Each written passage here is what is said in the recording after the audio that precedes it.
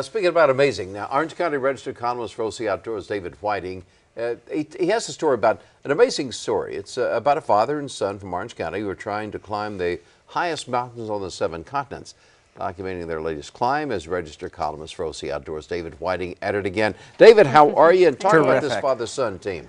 This is, yeah, it really is an incredible story. And I'll mention they just got back from their latest climb in the Himalayas in Tibet just a couple of weeks ago. And 2 of the climbers on the mountain died while they were up there. John and Ryan Dalem are fine. I want to say that right away because a lot of folks know them and a lot of folks were really concerned about them undertaking this kind of a mountain. And here they are on the world's highest mountain. This is Cho-Oyu, almost 27,000 feet, and that's only 2,000 feet below the top of Mount Everest. So they are really up there, and this is them at Advanced Base Camp.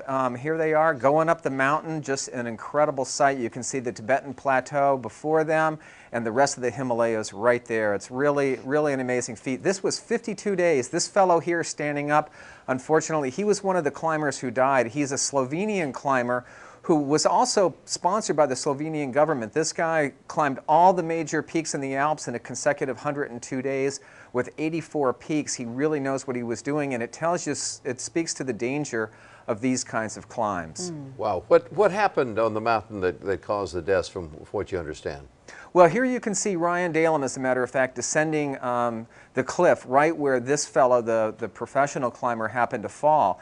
And a couple of things happened. What really happened, though, was this is monsoon season. It's not only climbing season on Cho-Oyu, this mountain, but it's also monsoon season. And they were being slammed by some massive, massive windstorms, 2 of them, as a matter of fact, up to and over 100 miles an hour. And keep in mind, when you are climbing in temperatures 20 degrees below zero on ice and slammed by hurricane force winds, it's something else. Here they are, they're here on summit day, again, 50 days out on the mountain and up here above 26,000 feet, otherwise known as the death zone, where the body starts literally eating itself.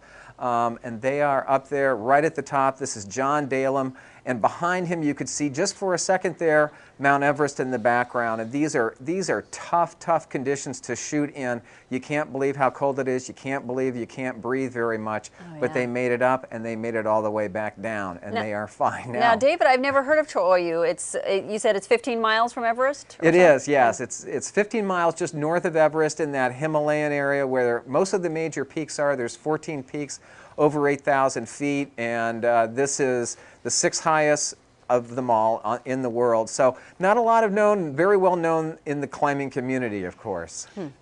Tell me, how did the pair do? How did they come out? Well, they came out fine, except for they lost a total of 25 pounds.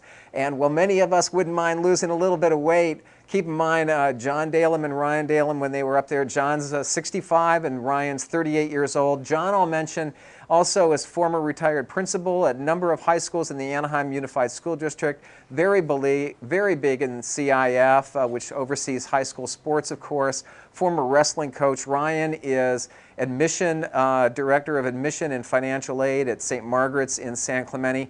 They're in incredible shape. They lost 25 pounds total, so they're a little bit worn down, but they're beginning to recover now. I happened to have lunch with them over a couple of cheeseburgers, and they're back on their way to health. David, in our last 20 seconds or so, what makes someone climb this?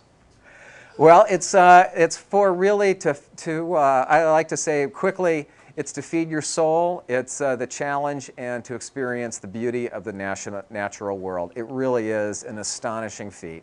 And one last question real quick before we wrap up. What's next for them? I think it's going to be Everest. Right now, they're savoring climbing this mountain, but right now they've got 5 of the world's highest the highest mountains on 5 of the world's continents under their belt. They've got Everest right in front of them. I kind of think that they're going to head toward Everest. We'll see. Heck, I can't even climb Saddleback. David, thank you very much. Always a pleasure talking with you. Okay, thanks, David.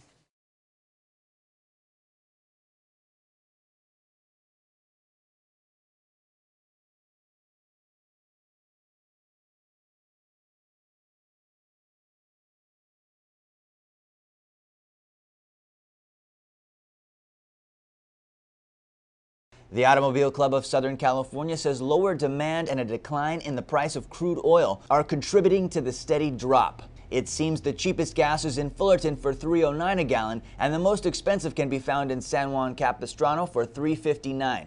You can do your own investigating to find the cheapest gas. Go to OCRegister.com/traffic.